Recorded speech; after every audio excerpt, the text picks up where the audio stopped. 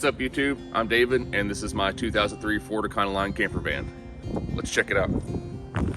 I bought the van in January 2021 for $2,600 plus tag and title. It had a small transmission leak, blower motor didn't work, and it had a significant amount of play in the steering. The transmission ended up just having some loose pan bolts, so we tightened those down good, and then my local mechanic was able to fix the steering and blower motor for me. So on the exterior of the van, because you can see it's dirty as always, I was gonna wash it today before I filmed this, but didn't quite get around to it. The van's still pretty much stock other than a 40 series Flowmaster muffler that I had my mechanic put on. I did get a new grille and headlights off Amazon. I also installed these amber lights on my hood, as well as an 8-inch LED bar down in my bumper, which is connected to my brights. I ended up having to put new shocks on last year just because my other shocks were completely trashed. Still factory height, but I was able to go just a little bit bigger with my tires. I think stock tires are about 28 inches tall, and I was able to upgrade to these 30-inch general grabber all-terrains, which has made a huge difference in the amount of traction I get. On top of the van, we have our crossbars we picked up from AutoZone. I think they're about 70, 80 bucks for the pair. And they also have our Napa Maxi-Track awning, which has been a nice addition to the van.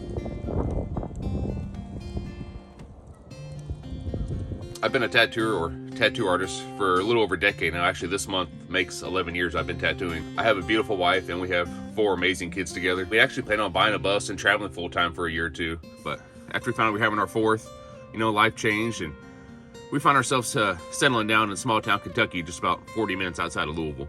After about 2 years, I found myself still wanting to get out and travel and see a little bit of the world and, you know, just kind of looking for our next adventure, so to speak. And finally saw a van on Marketplace and decided to pull the trigger. Like I said before, it wasn't perfect. I actually drove the van completely empty for about a year and just slept on a cot on road trips just to kind of see how I might want to build it out. And then I didn't actually start building it out into a camper van until late spring, early summer last year, 2022. All right, guys, let's check out the inside, and I want to show you guys my doors first. This is basically my indoor-outdoor kitchen.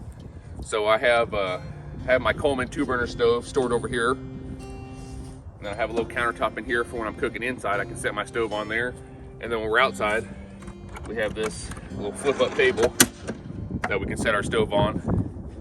And then when we're done, we put it back in the little cubby there, strap it down, and we're ready to drive. And I keep pretty much everything else for my kitchen inside my kitchen drawer underneath my bed. It's a little messy. I didn't necessarily straighten up just for you guys, but you know, that keeps a little more authentic, I feel like. But got our cast iron in here, got some propane tanks for the Coleman, got all of our spatulas, utensils, even got some tablecloths for summertime when we're out with the family, and just kind of keep all of our little extras in there. My flooring is all a waterproof wood plank laminate from Lowe's. Underneath of that is kill mat, some Reflectix, plywood, and then that flooring, just to give us a little bit of insulation of some sort between us and the floor of the van. For the walls of the van, I decided just to go with the plywood, and we did seal it to protect it from molding, but we decided not to stain it because I was worried about it making it just too dark in the van, and I wanted to kind of keep it bright and like nice cozy cabin vibes in here. Behind the plywood is also there's some kill mat on the walls, Reflectix, and then a layer of 1/2-inch foam board. So just to give us a little protection from the elements outside. My cabinets and shelf, and I decided to go with a pre-made cabinet from Lowe's, and we painted that white and got it installed into the van. And then I picked up these baskets from Walmart and built the shelf to fit the baskets. They're all secured in with some metal eyelets that I screwed into the wood, and then there's a little bungee cord to hold them in place. You can just take those down, and you're able to get into each drawer without any issues.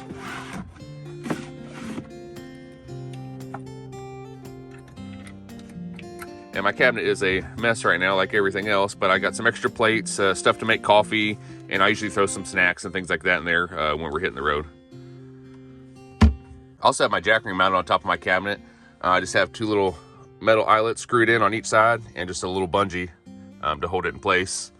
And then I put this rubber mat down on top of it, which is actually just a scrap piece of rubber mat from the same kind of mat that I have on my floor when you walk in the van. And we have a 10-inch thick memory foam mattress that we picked up at Walmart and cut it down to size with a bread knife, actually. It's the same width as the queen mattress, but it's just a little bit shorter lengthwise. I don't know that we need one this thick. We may go a little smaller later this year, but it's been super comfortable to sleep on.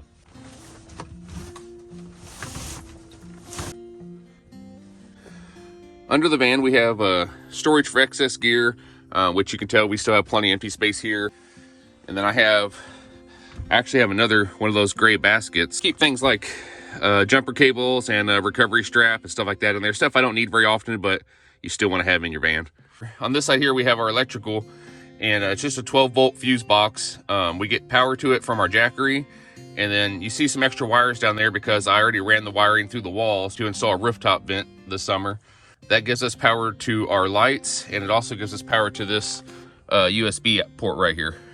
The ceiling is actually my least favorite part of the whole van. We put it up just temporarily so we get some insulation between us and the summer heat, but it's definitely not what I want, and I'll be excited to redo it later this year. I am unsure if I'm going to keep my rod holders in here or if I'm going to move them to a tube on top of my van, but for now, I enjoy having them here. It's nice to have a couple in here, just easy to get to anyway. All right, now I'm gonna show you guys the rear of my van, which you can actually only get to from the inside. So I'm gonna open up the back door and then we'll walk around, check it out.